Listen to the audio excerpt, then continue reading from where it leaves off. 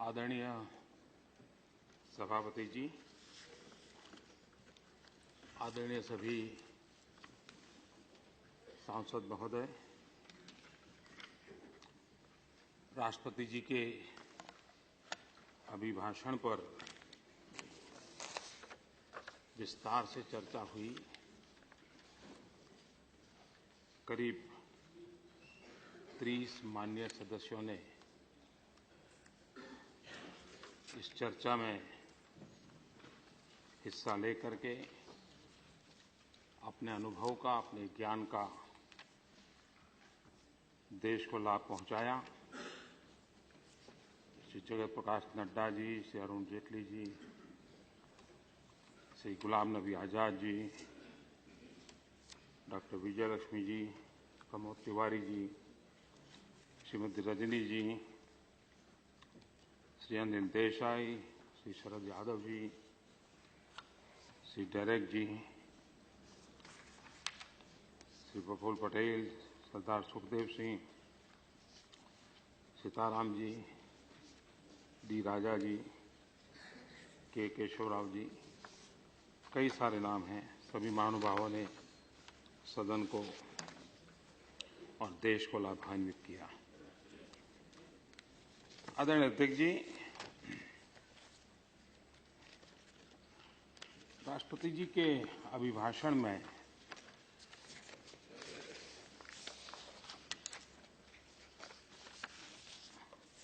एक बात जो कही गई थी, जिसका इतना सकारात्मक प्रभाव इतना तुरंत होगा, ये बात हम सबको प्रसन्न करती है।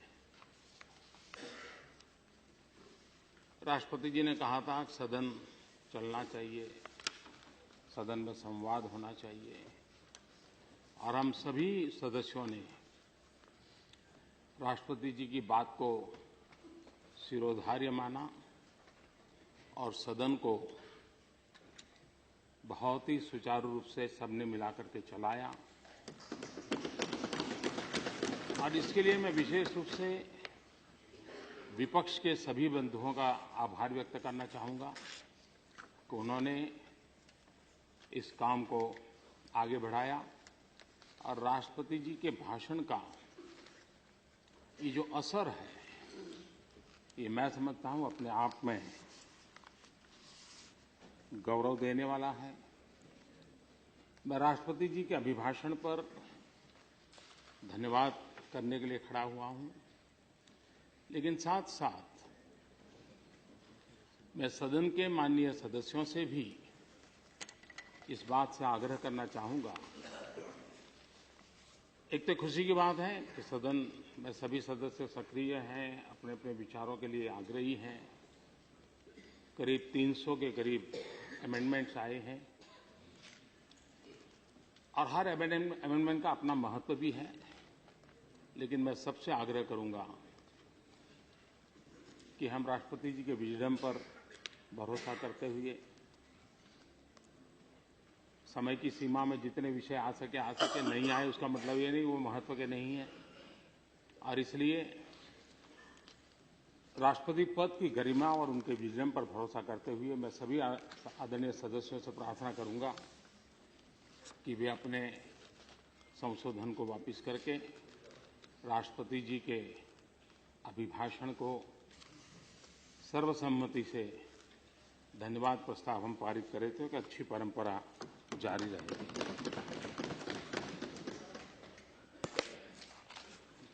हम सब ने देखा होगा कि कल रात को 12 बजे तक लोकसभा का सत्र चला। 2 दिन पूर्व यह सदन भी देर शाम तक बैठा था। आमतौर पर इतने घंटे काम करने के बाद थकान महसूस हो, लेकिन मैं उल्टा अनुभव कर रहा था।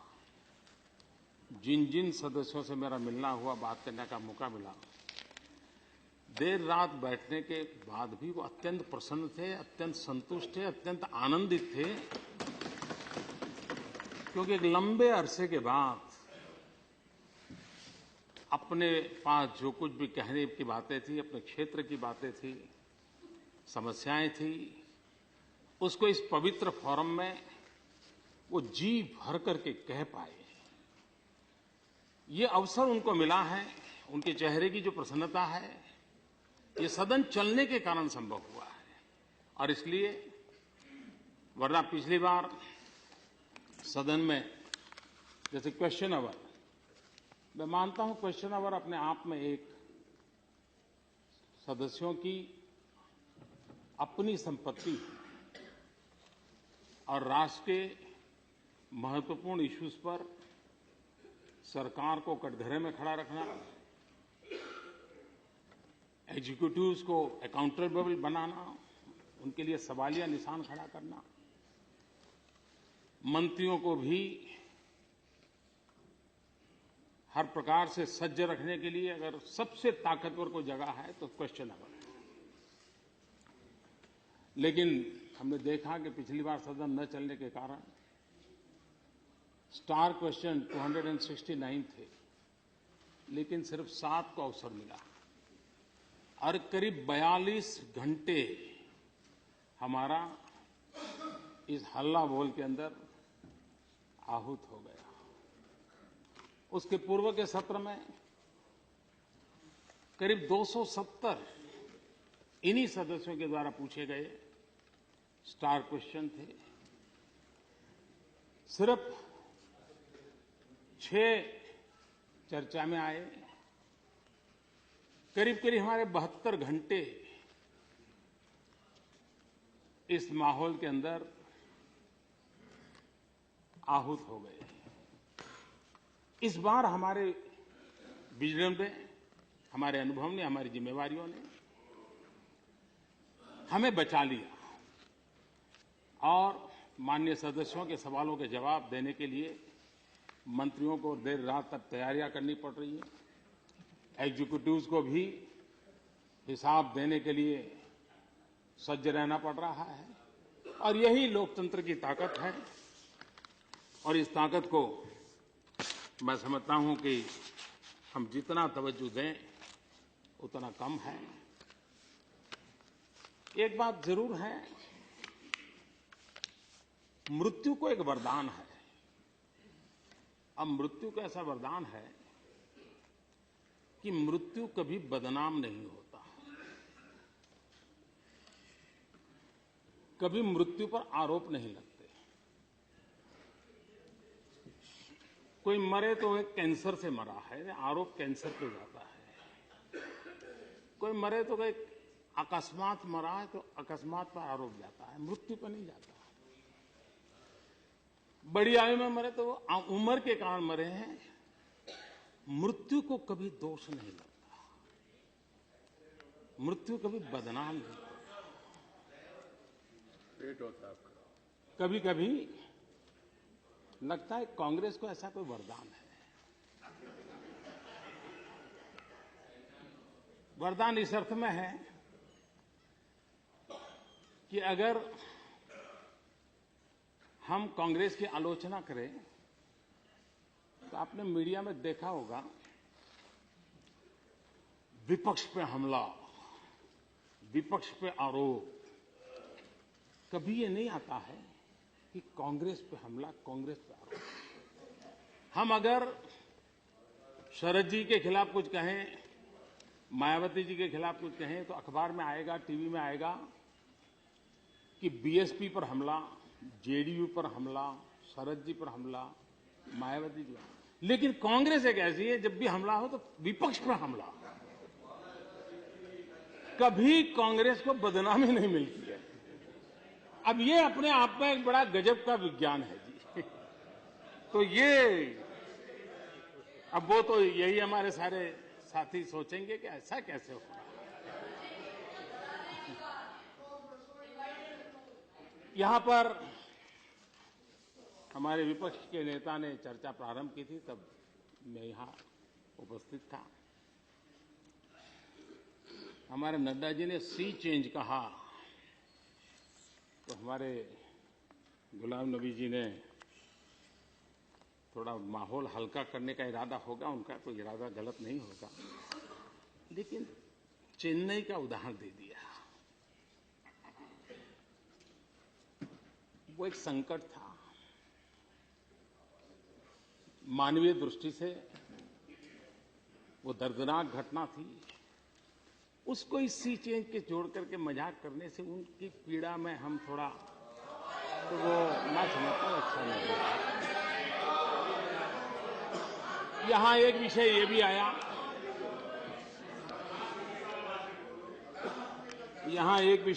आया, कि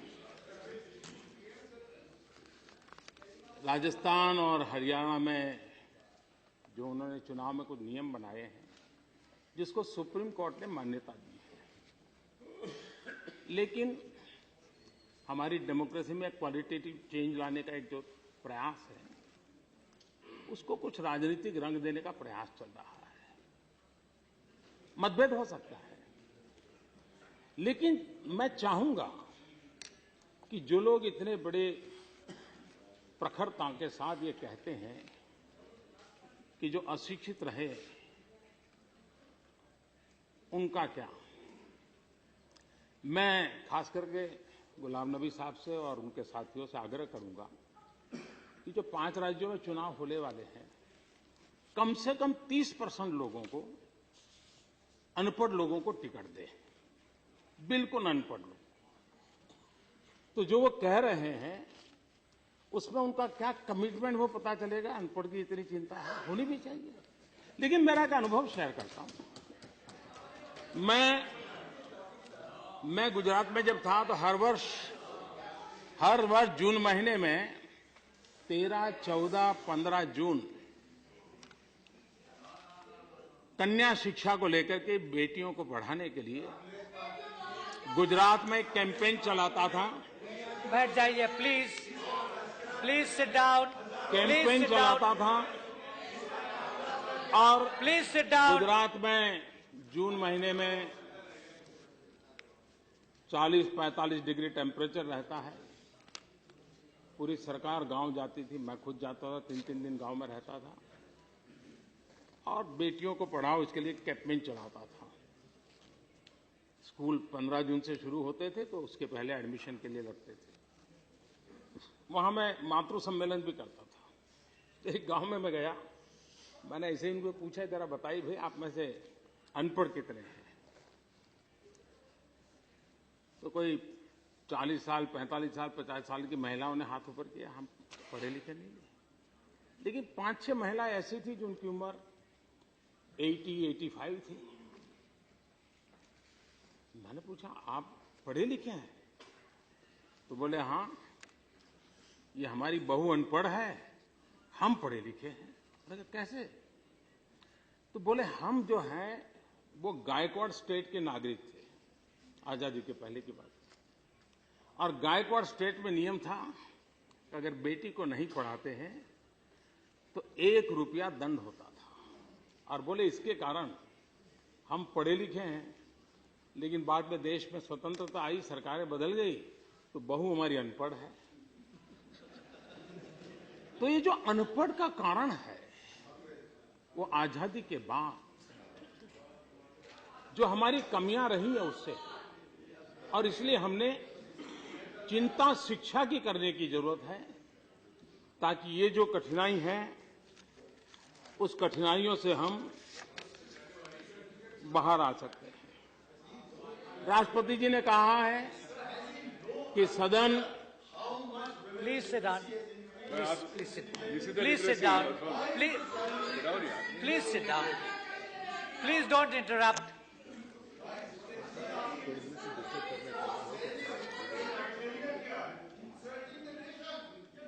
पहले आकाशवाणी में प्लीज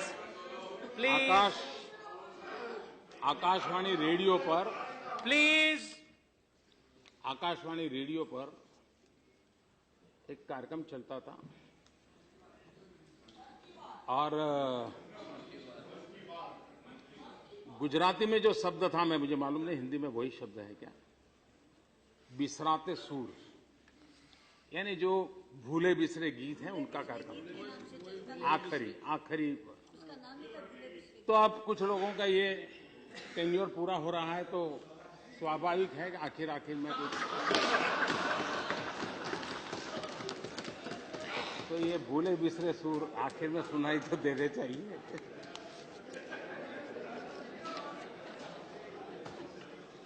सभापति जी, एक प्रकार से ये अपर हाउस है। हमारे यहां कहा जाता है महाजन येन गतः पंथाः। जहां महापुरुष चलते हैं लोग उसका पीछे चलते हैं। इस सदन में महाजन बैठे हैं। इस सदन से जो होगा, जिस प्रकार से होगा, उसका असर लोकसभा में होगा, उसका असर असेंबली में होगा, कहीं कहीं कॉरपोरेशन सिटी में भी हो रहा है। और इसलिए हम ऐसा कैसा करें ताकि नीचे तक वो माहौल बने जो लोकतंत्र को पुष्ट करे। देश कहीं हमारे बिल पारित हो इसका इंतजार कर रहा है। जीएसटी की चर्चा हो रही है। बाकी बिल की मैं चर्चा नहीं कर रहा हूं, लेकिन बहुत बड़ी मात्रा में अब जो जनप्रतिनिधि चुन करके आए हैं उन्होंने तो उसको स्वीकार कर लिया है, लेकिन राज्यों के जो प्रतिनिधि हैं वहां अब ये जगह ऐसी है जो अपर हाउस हमारा एक चैम्बर ऑफ आइडियाज है। यहां से देश को मार्गदर्शन मिले, दिशा मिले, और इसलिए दोनों सदनों के बीच तालमेल होना बहुत जरूरी है। दोनों सदन वस्तुतः उसी स्ट्रक्चर के भाग हैं और सहयोग एवं सामंजस्य की भावना की किसी भी कमी से कठिनाइयां बढ़ेगी और हमारे संविधान के उचित रूप से कार्य करने में बाधा खड़ी होगी। ये चिंता पंडित जवाहरलाल जी नेहरू ने जताई थी। मैं आशा करता हूं कि हम पंडित जी की इस चिंता को महत्व दें और हम कोशिश करें कि हमारे यहां इन सारे जो पेंडिंग बिल हैं, इस बार सदन चल रहा है, एक अच्छे माहौल में चल रहा है, तो हम इन चीजों को अगर पारित करें तो देश को गति देने में ये महाजनों का गृह है, वरिष्ठों का गृह है, वो बहुत बड़ा रोल प्ले कर सकता है। इसलिए मैं आग्रहपूर्वक प्रार्थना करता हूं सभी माननीय सदस्यों से कि लोकसभा में जो बिल पारित हुए हैं उनको हो सके उतना जल्दी पारित करके हम देश को गति देने में अपनी भूमिका अदा करें।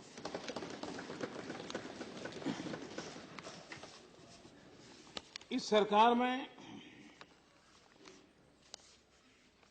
राष्ट्रपति के अभिभाषण में कुछ बातें आई हैं।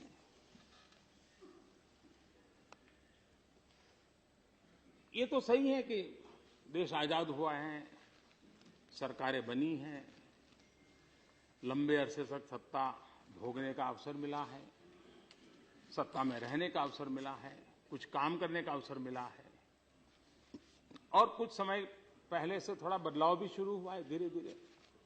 इस समय हम लोगों को मौका मिला है,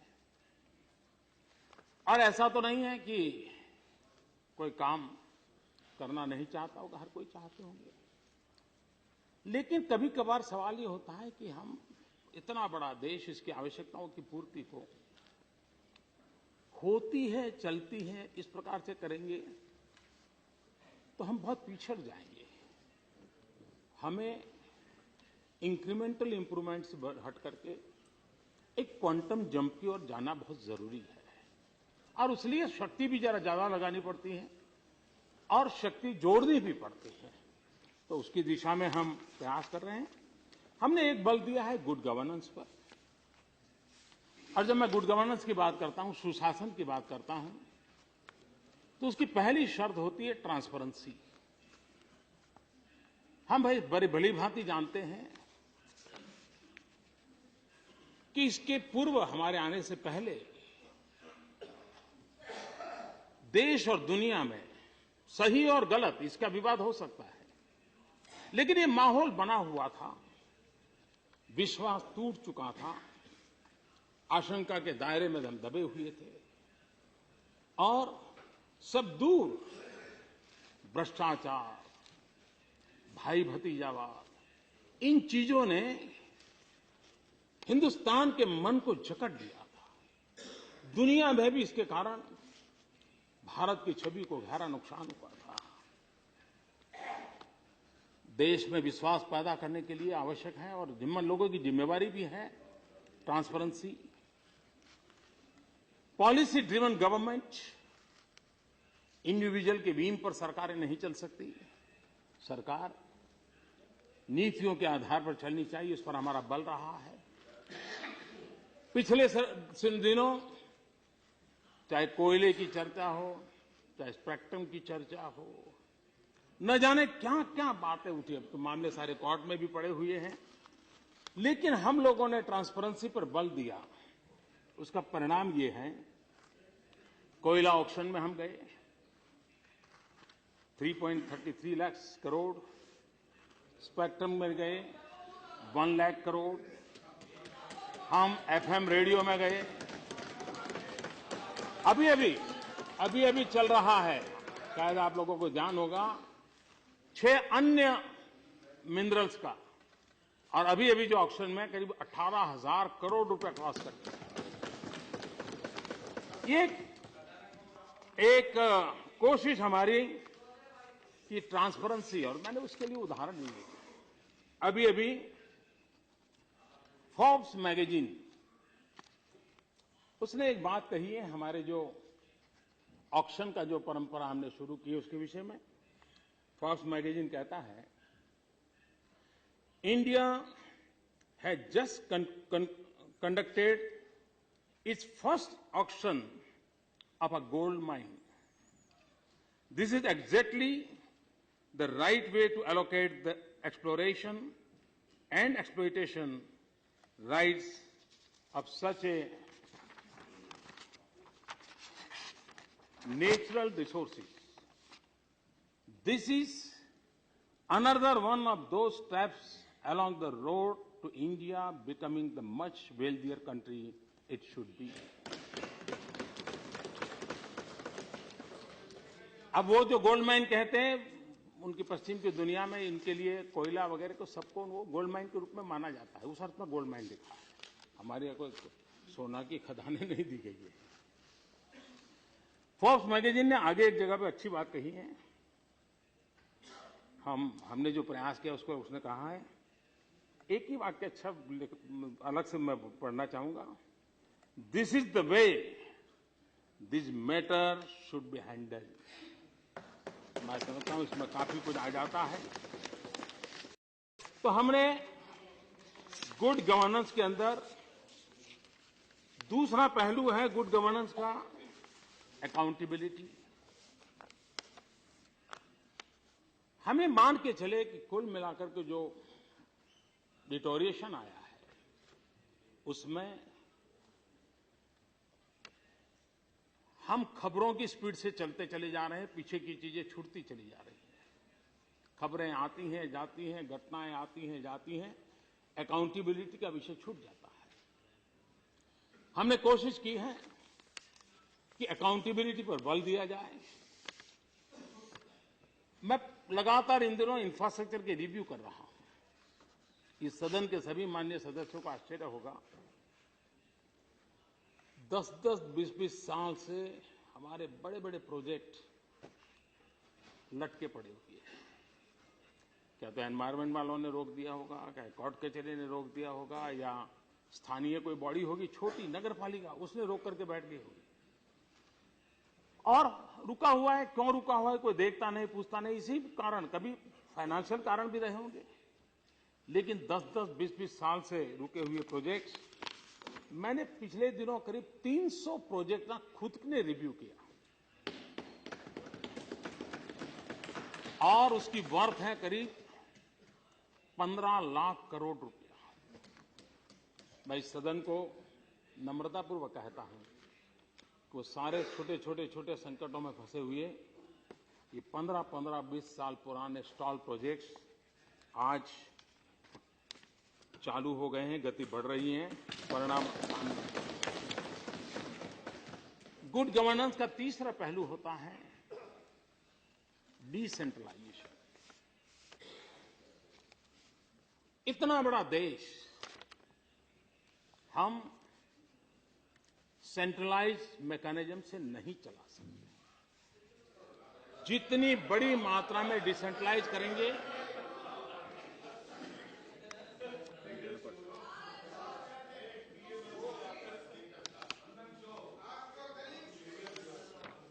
और इसलिए सरकार ने नीतिगत रूप से डिसेंट्रलाइज करने की दिशा में बड़े अहम कदम उठाए हैं। जैसे एनवायरनमेंट,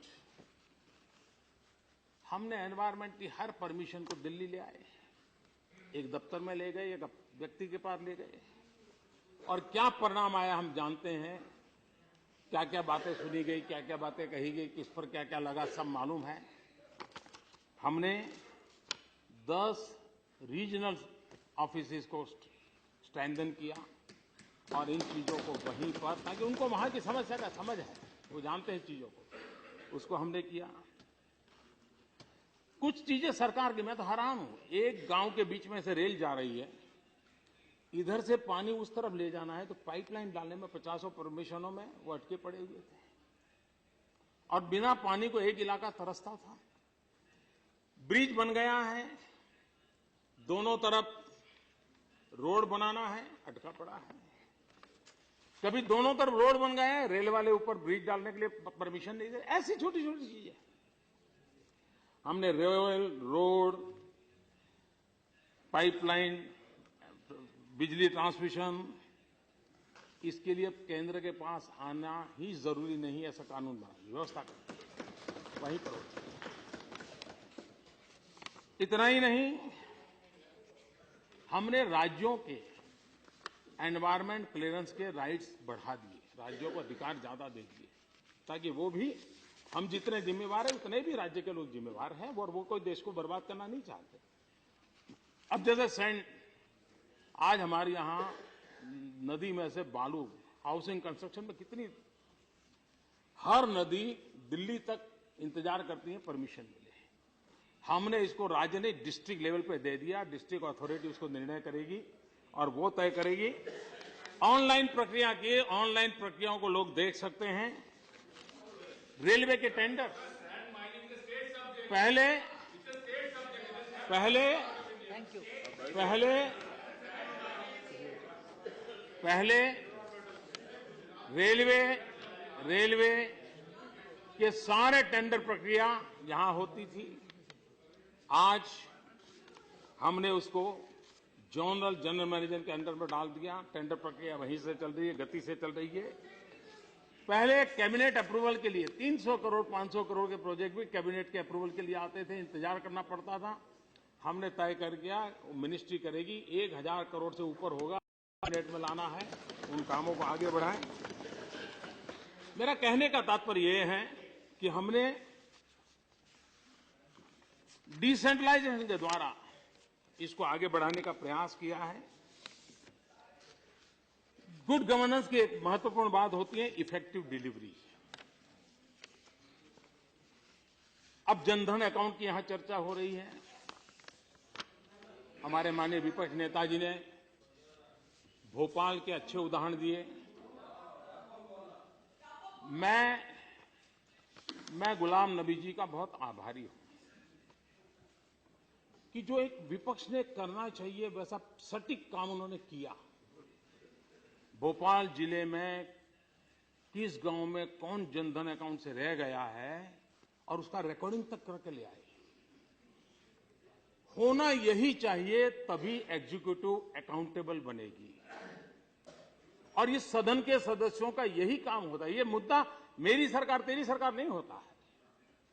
और मैं मानता हूं ये सही दिशा का ये प्रयास है। उसमें तथ्य क्या है वो तो कल अरुण जी ने कह दिया, मैं तथ्य की चर्चा नहीं कर, मैं इस प्रयास को अच्छा मानता हूं क्योंकि कभी कभार नीचे से व्यवस्था से एक खबर आ जाती है और हम मान लेते हैं, लेकिन विपक्ष सजग रहा, देखा और कितनी मेहनत की साहब। सत्ता में इतनी मेहनत की होती तो जनधन अकाउंट का काम मुझे करना ही नहीं पड़ता। बाल की खाल उधेड़ी, बाल की खाल उधेड़ी। लेकिन फिर भी अच्छा किया साहब। आपने माइक्रोस्कोप लेकर के देखा। मोदी कह रहा है जनधन हो गया, देखो यार कहीं तो होगा कोई कोने में। बहुत माइक्रोस्कोप लेकर के निकले। लेकिन साहब आप इतने साल माइक्रोस्कोप नहीं, अगर बाइनोकुलर भी देख करके काम किया होता तो आज ये मेहनत करने का मेरे जिम्मे ना। आज माइक्रोस्कोप लेकर के घूम रहे हो, अच्छा होता जब सत्ता में थे बाइनोकुलर से भी देख करके काम को निपटारा करने का प्रयास किया होता। और इसलिए मेरा कहने का तात्पर्य यही है कि हम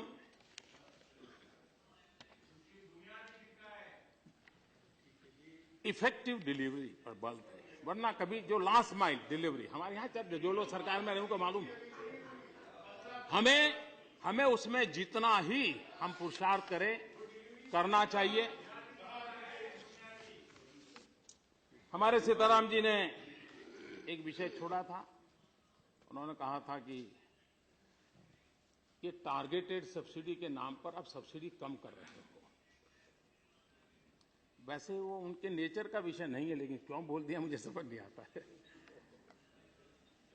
क्योंकि लेकिन हो सकता है पॉलिटिक्स में कुछ चीजें करनी भी पड़ती हैं। मैं एक उदाहरण देना चाहता हूं चंडीगढ़ शहर का। चंडीगढ़ शहर में ज्यादातर घरों में बिजली है, ज्यादातर घरों में गैस कनेक्शन है। उसके बावजूद भी चंडीगढ़ में 30 लाख लीटर केरोसिन जाता था, जबकि उनका कोई उपयोग उनको नहीं था। कुछ परिवार थे जिनके पास गैस नहीं था, शायद उनको उपयोग होगा।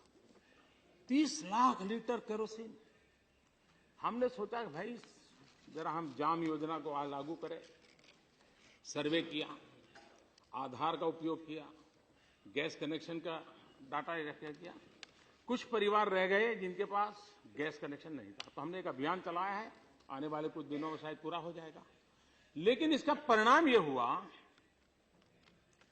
कि 30 लाख लीटर केरोसिन जो कि जाता था और धन्ना सेठों के द्वारा बाजार में चला जाता था, मुड़ीपतियों के पास चला जाता था। ये पूंजीपति लोग उसका ब्लैक मार्केटिंग करते थे, डीजल में मिक्स करते थे, एनवायरनमेंट को बर्बाद करते थे।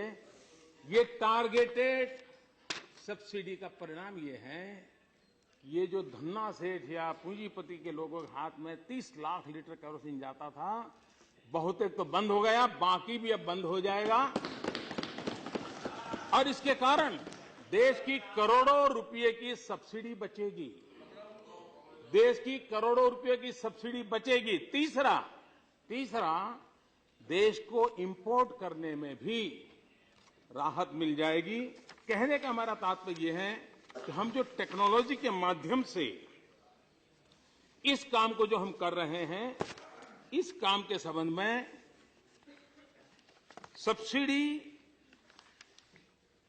सही व्यक्ति को मिले, नियम में जितनी मिलनी चाहिए उतनी मिले, समय पर मिले, उस दिशा में हमारा एक प्रयास है। ये रुपये बचाने का खेल नहीं है। एक व्यवस्था में ट्रांसपेरेंसी लाना नहीं, लीकेजेज बंद करने की, दलालों को निकालने का एक उत्तम प्रकार का प्रयास है। उसमें भी कुछ कमियां हैं तो ठीक करनी है, और आप लोगों का उसमें सहयोग मिलेगा, कहीं से कोई जानकारी मिलेगी तो उसको ठीक करने में सुविधा बढ़ेगी। तो मैं निमंत्रित कर देता हूं सबको कि ऐसी कोई बात ध्यान में आए तो जरूर सरकार के ध्यान में लाइए, ताकि हम इसको कर पाए। एक विषय है, माननीय हमारे गुलाम नबी साहब ने विषय निकाला स्किल डेवलपमेंट का। आपने कहा कि प्रधानमंत्री मनमोहन सिंह जी ने इसको शुरू किया था वगैरह वगैरह। वैसे हमारे देश में स्किल ये परंपरागत है, लेकिन हर सरकार ने किसी न किसी रूप में प्रयास किया।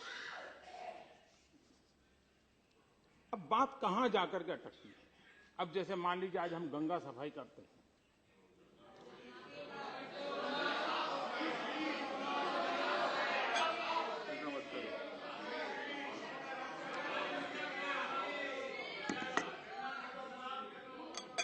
यही पोल्यूशन है। तो स्वाभाविक से आपसे आवाज उठेगी ये तो हमने शुरू किया था। सही बात है, श्रीमान राजीव गांधी जी ने इस पर बल दिया, शुरू किया। अब सवाल ये उठता है कि शुरू किया, उसकी क्रेडिट लेने के उत्साह में ये भी तो जवाब देना पड़ेगा कि 30 साल के बाद गंदी क्यों है? अगर शुरू किया था तो 30 साल के बाद गंगा गंदी क्यों है? क्या कमी रही? और इसलिए हर बार ये तो हमारे समय हुआ था, ये उत्साह का अपना एक महत्व है। श्रेय लेने का प्रयास करने में कुछ बुरा है ऐसा नहीं है, ये आपका मन करेगा। देखिए, दुनिया में दो तरह के व्यक्ति होते हैं, एक वो जो कार्य करते हैं और दूसरे वे जो उसका श्रेय लेते हैं।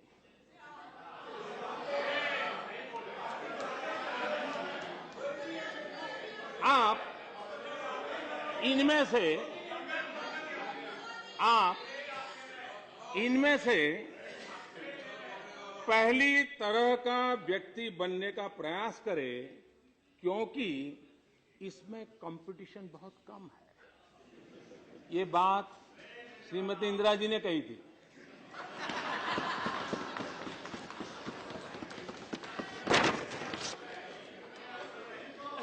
अब स्किल डेवलपमेंट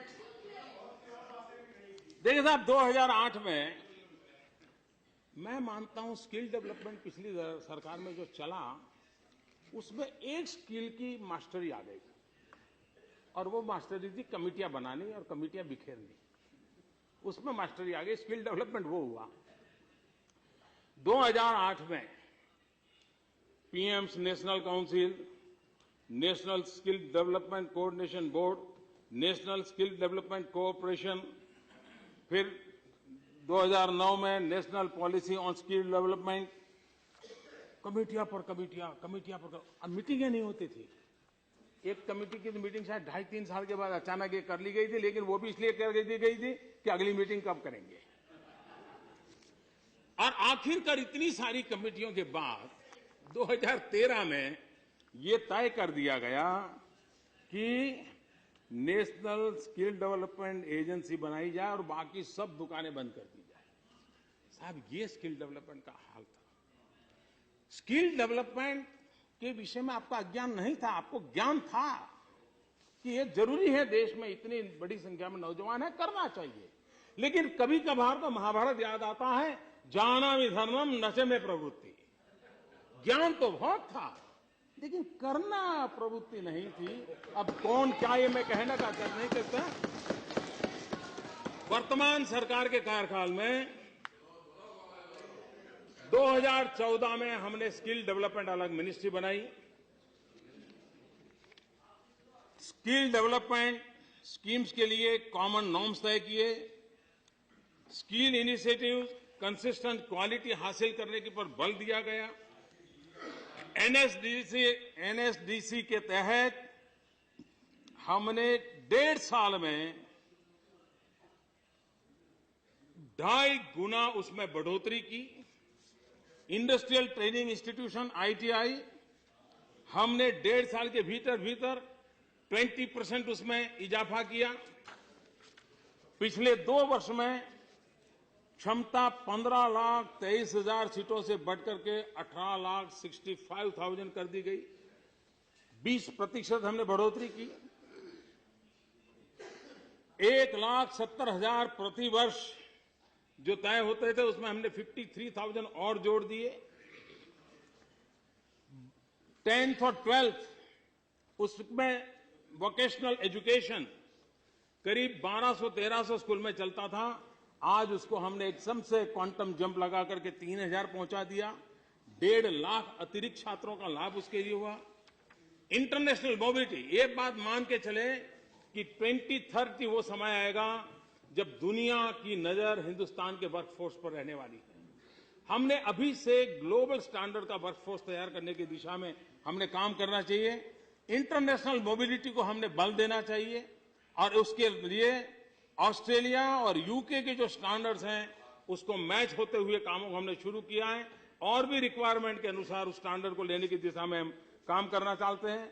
अप्रेंटिसशिप, किसी न किसी कारण से हमने अप्रेंटिसशिप को एक ऐसी अवस्था बना दी कि सब उद्योगकार व्यापारी दरवाजे बंद करके बैठ गए, किसी को घुसने ही नहीं देते। और किसी को भी नौकरी चाहिए तो लोग पूछते हैं एक्सपीरियंस है क्या? एक्सपीरियंस लेना जाता है तो दरवाजा बंद है। जब तक हम अप्रेंटिसशिप को बल नहीं देते हमारे नौजवानों को एक्सपीरियंस नहीं मिलेगा। एक्सपीरियंस नहीं मिलेगा तो उनके लिए जॉब अपॉर्चुनिटी नहीं होगी।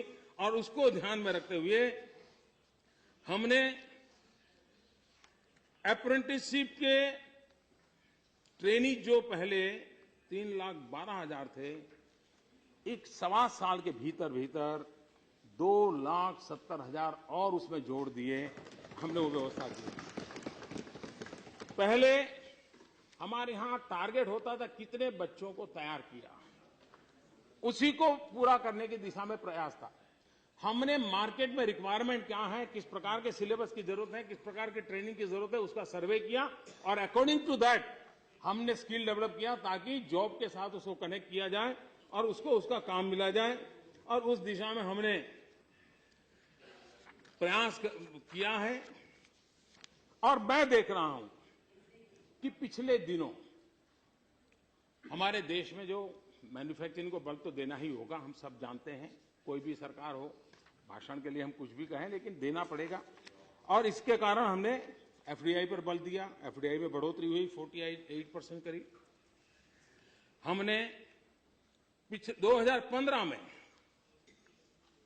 इलेक्ट्रॉनिक मैन्युफैक्चरिंग में 6 गुना बढ़ोतरी हुई है। 2015 में सॉफ्टवेयर एक्सपोर्ट सबसे ज्यादा हुआ है।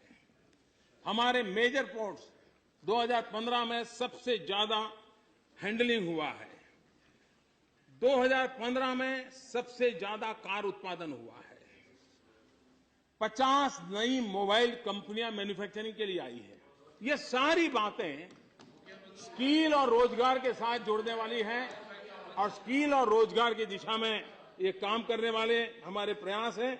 और उसका परिणाम ये होगा कि हमारे देश में रोजगार की संभावनाएं, ईज ऑफ डूइंग बिजनेस में 12 रैंक हम क्वांटम जंप लगाया है, हम ऊपर गए हैं। वर्ल्ड इकोनॉमिक फोरम ने ग्लोबल कॉम्पिटिटिव इंडेक्स में हम 16 स्थान ऊपर गए हैं। मूडीज ने जो अपग्रेडेशन दिया हमारे लिए पॉजिटिव दिया है, जो ग्लोबल एनवायरमेंट में भारत की साख को बढ़ाता है, भारत की ताकत की पहचान कराता है। एम्प्लॉयमेंट की चर्चा, स्किल डेवलपमेंट हो, मैन्युफैक्चरिंग सेक्टर में बढ़ावा हो। एक रोजगारी को लिए मानदंड के रूप में एक इंस्टीट्यूट को हमने मान्यता मिली हुई है, मॉन्स्टर एम्प्लॉयमेंट इंडेक्स। ये ऑनलाइन रिक्रूटमेंट के आधार पर एनालिसिस करता है। जनवरी 2016 में इंडेक्स 229 था। यह इंडेक्स 2014 में सिर्फ 150 था और आज आप देख सकते हैं कि 150 से बढ़कर के 229 इंडेक्स को हम प्राप्त कर गए हैं। हमने रोजगारी को बढ़ावा देने के लिए जो माइक्रो एंड स्मॉल इंडस्ट्री है उसको हमने टैक्स के अंदर सुविधाएं दी हैं। स्टार्टअप को बल दिया है। 3 साल के लिए टैक्स में हमने रियायत दी है ताकि नौजवानों को स्टार्टअप के लिए मौका मिले। मुद्रा बैंक के द्वारा करोड़ों करोड़ों लोगों को हमने धन दिया है। जो पुराने थे उन्होंने एक्सपेंशन किया है। एक्सपेंशन के कारण उसको 1-2 लोगों को और रोजगार देने का उसको अवसर मिला है। और इसमें भी ज्यादा SC, ST और विमेन है। मुद्रा के लाभार्थी सबसे ज्यादा SC, ST, OBC and women है। नए उद्योग जो लगेंगे उसके लिए हमने टैक्स को 25% पर रख दिया है और कोई बेनिफिट लेना अगर चाहता नहीं है तो ये बेनिफिट मिलेगा। एक महत्वपूर्ण निर्णय इस बजट में आपने सुना होगा। हम जो पूंजीपतियों की चर्चा करते हैं, जो लोग फर्स्ट यूपीए में सरकार का समर्थन करते थे और वो जो पूंजीपतियों का विरोध कर करके अपनी गाड़ी चलाते रहते हैं, आप देखिए हमारे देश में बड़े बड़े मॉल हो, वो तो 7 दिन चल सकते हैं, लेकिन गांव के अंदर एक छोटा दुकानदार हो, वो 7 दिन खुली नहीं रख सकता है। हमने बजट में इस बार घोषित किया है कि छोटे दुकानदार भी 7 दिन चला सकते हैं, देर रात भी चला सकते हैं। इसका परिणाम ही आने वाला है कि हर छोटा दुकानदार भी एक नए काम वाले को रखेगा। एक एक दुकान पर एक नए व्यक्ति के रोजगार की संभावना होने वाली है और उस दिशा में महत्वपूर्ण काम मैं समझता हूं आने वाले दिनों में रोजगार की दिशा में होने वाला है। चेयरमैन श्री, मैं आप थोड़ी किसानों के संबंध में बात करना चाहता हूं।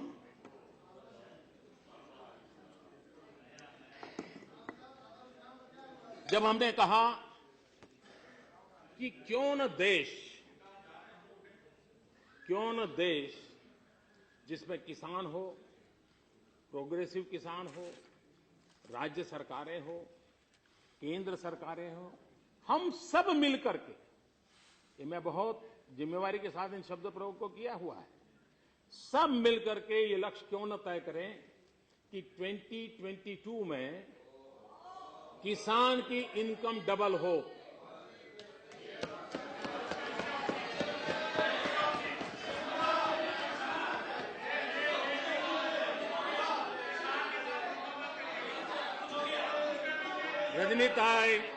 रजनीताई सावकाश।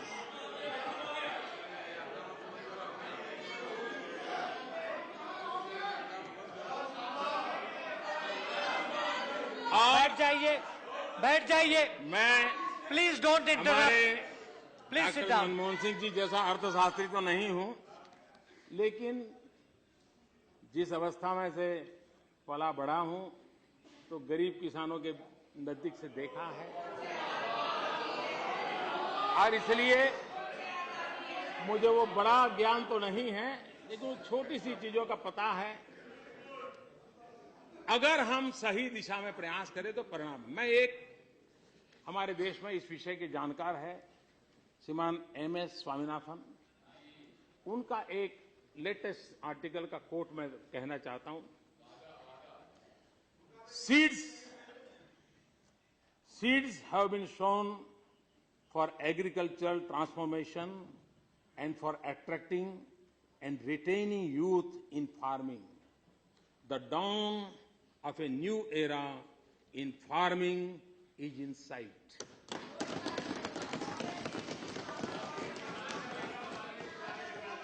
अब किसान की आय दोगुना हो सकती है कि नहीं हो सकती? हम किसान मतलब अगर हम सॉइल हेल्थ कार्ड के काम को लेकर के चले हैं, उसको अगर हम सफलता से लागू करें और किसान सॉइल हेल्थ कार्ड के एडवाइजर के अनुसार अपनी जमीन का उपयोग करना शुरू करें, प्रोडक्टिविटी बढ़ सकती है, इनपुट कॉस्ट कम हो सकती है। आज किसान की मुसीबत यह है कि पड़ोसी ने अगर लाल डिब्बे वाली दवाई डाल दी तो उसको भी लगता है मैं लाल डिब्बे वाली दवाई डाल दूं। पड़ोसी ने अगर पीले डिब्बे वाली दवाई डाल दी तो वो भी पीले डिब्बे वाली दवाई डाल देता है। पड़ोसी ने इतने केजी यूरिया डाल दिया तो वो भी, उसकी जमीन उसके लिए योग्य है कि नहीं है, वो बेचारा उस पर। अगर हम कोशिश करें, हमारी एग्रीकल्चर यूनिवर्सिटीज, हमारे एग्रीकल्चर ग्रेजुएट्स, सारे लोग इसमें लगे और सॉइल टेस्टिंग का जो काम चला है उसको अगर खेती के साथ सीधा जोड़ करके हम आगे बढ़े, परिणाम ला सकते हैं। दूसरी बात, हमारे यहां हम टिम्बर इंपोर्ट करते हैं। अगर हम हमारे किसानों को, जहां उसकी जमीन की सीमा समाप्त होती है वहां वो 1-2 मीटर जमीन बर्बाद करता है, बाढ़ लगा देता है, 1 मीटर उधर वाले की जाती है, 1 मीटर इधर वाले की जाती है। अगर वो दोनों मिलकर के टिम्बर की खेती करें, पेड़ लगा दें, तो 15-20 साल में परमानेंट इनकम का सोर्स बन सकता है और जमीन को कोई नुकसान नहीं होने वाला है, जमीन को अतिरिक्त फायदा होने वाला है। उस दिशा में काम करते हैं। हम कृषि के साथ fisheries, poultry, animal husbandry, milk production, दूसरा वैल्यू एडिशन, इनकम बढ़ाने के लिए जरूरी नहीं है कि एग्रो प्रोडक्ट ही बढ़े, वैल्यू एडिशन से। अब अभी हमने एक निर्णय किया, कोका कोला कंपनी के साथ हमने दबाव डाला, उससे बातचीत की, लेबोरेटरी में टेस्टिंग करवाई। हमने आग्रह किया कि आप कोका कोला के अंदर 5% नेचुरल ऑरेंज जूस मिक्स करिए। और मुझे खुशी है कि अभी महाराष्ट्र गवर्नमेंट के साथ उनका एग्रीमेंट हुआ और विदर्भ के अंदर जो संतरा पैदा होता है वो संतरा अब कोका कोला के अंदर 5% मिक्स होगा, तो विदर्भ का किसान का संतरा बिकने में कोई दिक्कत नहीं आएगी। जो हमारे किसान हमें वैल्यू एडिशन की दिशा में प्रयास करना होगा। और इसलिए अगर हम आलू किसान बेचता है तो कम कमाई होती है, लेकिन वेफर बना करके बेचता है तो ज्यादा कमाई होती है। हरी मिर्ची बेचता है तो कम कमाई होती है, लेकिन लाल मिर्ची का पाउडर बना करके बेचता है तो ज्यादा कीमत मिलती है।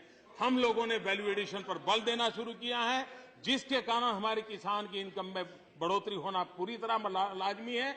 उसी प्रकार से ब्लू इकोनॉमी, हमारे जो सागर खेडू है, जो हमारे फिशरीज में हमारे फिशरमैन लगे, हमारे समुद्री तट पर सीवीड की खेती, पूरी संभावना है। आज दुनिया में फार्मास्यूटिकल के मैन्युफैक्चरिंग में बेस मटेरियल के लिए सीवीड बहुत बड़ी ताकत बनकर उभरा है।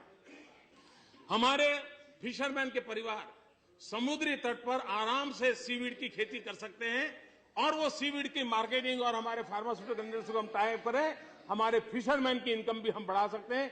कहने का तात्पर्य यह है कि हम जो सोचते हैं कि एग्रीकल्चर सेक्टर में हम किसानों की आय बढ़ा नहीं सकते, ये निराशा का कोई कारण नहीं है। अगर हम वैज्ञानिक तरीके से उसी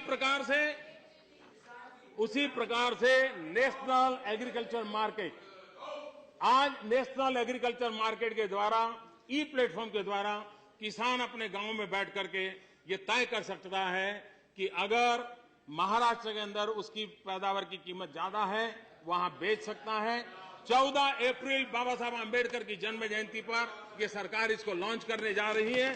किसान अपनी जहां ज्यादा कीमत मिलेगी वहां मार्केट में जाने के लिए उसको सुविधा मिलने वाली है।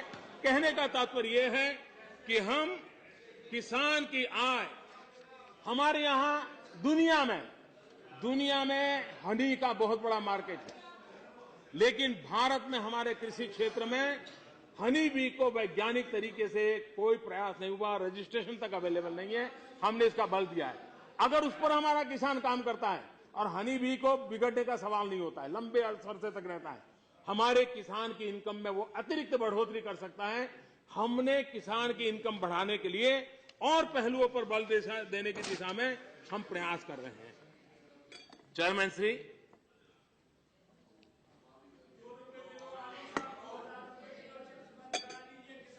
यहां पर स्वच्छता की चर्चा हुई और ये कहा गया कि भाई ये काम तो हमारे समय भी चलता था। हमने किसी चीज की बात नहीं कही है, ये सब आप ही की देन है जी। हम कभी क्लेम नहीं करते हमारी देन है, आप ही की देन है कि आज हमको दिन रात मेहनत करके स्कूलों में 4 लाख टॉयलेट बनाने पड़े। आपने अगर बना करके दिया होता तो काम हमारा काम हो जाता। और इसलिए कोई ये नहीं कहता, कहने का तात्पर्य समस्याएं पुरानी है, समस्याएं नई नहीं है। समस्याओं का समाधान करने के प्रयास अविरत चले हैं। हर किसी ने अपने अपने समय उसमें कुछ न कुछ जोड़ने का प्रयास किया है। उस समय की स्थिति के अनुसार, अवेलेबल रिसोर्सेज के अनुसार हमने भी एक प्रयास किया है और ये खुशी की बात है। देखिए 1986 में सेंट्रल रूरल सैनिटेशन प्रोग्राम आया था, तब से लेकर के रिकॉर्ड पर इन चीजें अवेलेबल है। उसके बावजूद भी हम अभी तक परिणाम प्राप्त नहीं कर सके। परिणाम प्राप्त करना है तो हमने जन आंदोलन खड़ा करना पड़ेगा। और मैं आज इस बात को संतोष के साथ कह सकता हूं कि आज स्वच्छता ये जन आंदोलन बनने की दिशा में जा रहा है। हमारी संसद ने देश आजाद होने के बाद कभी भी स्वच्छता पर डिबेट नहीं की थी। पहली बार इस देश में पार्लियामेंट ने 2-2, 3-3 घंटे तक स्वच्छता पर चर्चा की। हो सकता है सरकार की आलोचना हुई होगी, लेकिन कम से कम इस सदन के लोग, उस सदन के लोग इस बात पर सेंसिटाइज हुए हैं कि अब इसको ऐसे नहीं रहने देना चाहिए, बदलना चाहिए। एक अच्छा माहौल बन रहा है। हम सब उसको बल कैसे दें उस दिशा में सोचें। कोई दावा नहीं करता है कि हम ही लाए हैं। जो है उसको, हमारे बाद कोई आएंगे तो वो उसको इंप्रूव करेंगे, उनके बाद कोई आएगा तो और इंप्रूव करेंगे, और हो सकता है कि स्थिति ऐसी है कि करना न पड़े, वो जन सामान्य का विषय बन जाए। लेकिन हमें करना होगा, और जब तक हम इसको नहीं करेंगे, हमने अभी शहरों की एक चैलेंजिंग मोड में कंपटीशन शुरू किया है। उसका परिणाम ये आया है, अर्बन मिनिस्ट्री कर रही है, आज शहरों में उस शहर की इलेक्टेड बॉडी पर दबाव बढ़ रहा है कि भाई उन 3 में तुम्हारा नाम क्यों नहीं, हमारे शहर का नाम क्यों नहीं है। मैं बनारस का एमपी हूं, बनारस के नागरिक बनारस की म्यूनिसिपैलिटी पर दबाव डाल रहे हैं कि भाई क्या बात है, ये स्वच्छता के अंदर बनारस क्यों नजर नहीं आ रहा है। जनता का प्रेशर बढ़ रहा है, ये बढ़ना चाहिए, ये बढ़ना चाहिए। और मैं तो चाहता हूं आप भी जहां जहां हो, आप भी ये प्रेशर बढ़ाइए, सरकार को मजबूर कीजिए, सभी इलेक्टेड बॉडीज को मजबूर कीजिए। हम स्वच्छता को हमारे देश हित का एक महत्वपूर्ण कार्यक्रम माने।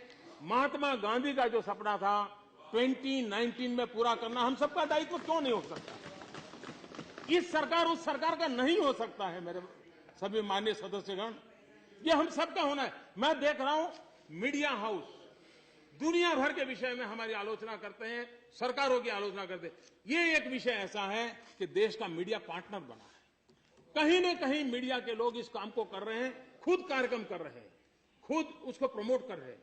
इसको एक हम सबका कार्यक्रम बनाएंगे तो देश की और देश को टूरिज्म बढ़ाने के लिए काम आएगा। और स्वच्छता, जो पूंजीपतियों का विरोध करते हैं, उनके लिए तो सबसे पहले करने जैसा काम है। क्योंकि WHO का रिपोर्ट कहता है, इंटरनेशनल एजेंसी का रिपोर्ट कहता है कि गंदगी के कारण गरीबी में जीने वाले परिवारों को सालाना एवरेज 7,000 रुपया दवाई में खर्च होता है। अगर ये उसकी बीमारी जाए इसके कारण, कितनी बड़ी सेवा होगी। और मैं मानता हूं ये काम ऐसा है जो हमने किसी भी प्रकार की डेवलपमेंट सिवाय जिन्होंने किया है उससे हम आगे बढ़ाएं, जितना किया है उसको और अधिक करें। इस रूप में हम करेंगे तभी इस देश को। अभी मैं छत्तीसगढ़ गया था, मैंने एक मां के पैर छुए, आदिवासी मां, पढ़ी लिखी है, 90+ उम्र है। उस मां ने अपनी 3 बकरियां बेच करके टॉयलेट बनाया। उस गांव में वो पहली महिला थी जिसने टॉयलेट बनाया। हम लोगों के लिए इससे बड़ा इंस्पिरेशन क्या हो सकता है। और इसलिए मैं चाहूंगा इसको सरकारी कार्यक्रम, पक्ष का कार्यक्रम, ये सरकार वो सरकार की सीमाओं में न बांधे, उसको देश हित के लिए सोचें। और उसको अगर हम बनाएंगे तो मैं समझता हूं कि बहुत अच्छा होगा। कल हमारे सीताराम जी, जो उनका बेसिक फिलॉसफी है, उसको कल प्रकट कर रहे थे कि इतने एग्जम्पशन दिखना फला, पता आंकड़ा कहां से लाए वो तो भगवान जाने। हाँ, वो आंकड़ा मैं ढूंढा, मुझे मिला नहीं, मुझे बाद में दिखा देना जी वो आंकड़ा। लेकिन मैं बताना चाहता हूं, मैं वो आंकड़े की जरा बताना चाहता हूं। ये जो टैक्स एग्जम्पशन है, जरा हम देखें,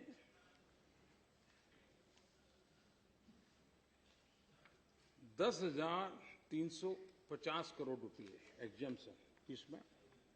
दाल और सब्जी में। क्या हम उसका विरोध करेंगे? 5800 करोड़ रुपया एग्जम्पशन, किसके लिए? चीनी के लिए। शरद राव के बगल में बैठे, साथ में समझा देंगे आपको। 19,120 करोड़ रुपए एग्जम्पशन किसके लिए? जम्मू कश्मीर, हिमाचल, उत्तराखंड, उनके उद्योगों के लिए, नॉर्थ ईस्ट के लिए। क्या हम उसका भी विरोध करेंगे क्या? मैं समझता हूं कि कभी कभार बारीकियों में जाएंगे तो हमें पता चलेगा कि हमारे जो जिन बातों को लेकर के आपको चिंता हो रही है, यही सरकार है। कल अरुण जी ने बड़े विस्तार से बताया और फाइनेंस की चर्चा होगी तो बताएंगे कि हमने टैक्स किस पर लगा रहे हैं और टैक्स से मुक्ति किसको दे रहे हैं। दूध का दूध, पानी का पानी हो जाएगा। और इसके लिए और जो चीजें हमें विरासत में दी है, कभी आपने बाहर से समर्थन करके सरकारें चलाई, उसने जो विरासत में दी है, आज उसी को सफाई करने में हमारा दम उखड़ रहा है। और इसलिए मैं समाप्त करने से पहले एक मशहूर शायर निदा फाजली की जो बात है, अभी अभी उनका स्वर्गवास होगा, उनकी बात कहकर के मेरी बात मैं समाप्त करूंगा।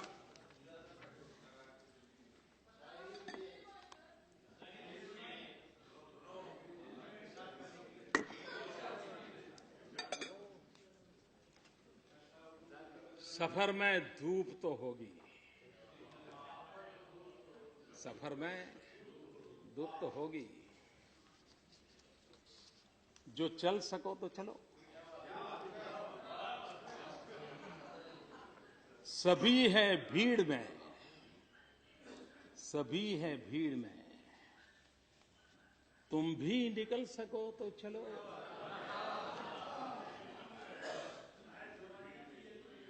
सफर में धूप तो होगी, जो चल सको तो चलो।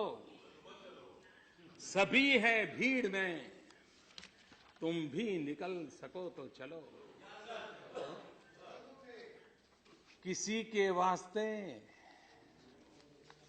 किसी के वास्ते राहें कहां बदलती है।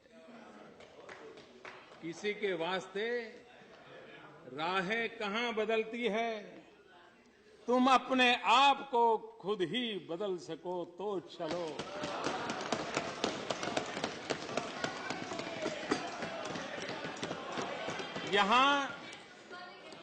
यहां किसी को कोई रास्ता नहीं देता, यहां किसी को कोई रास्ता नहीं देता।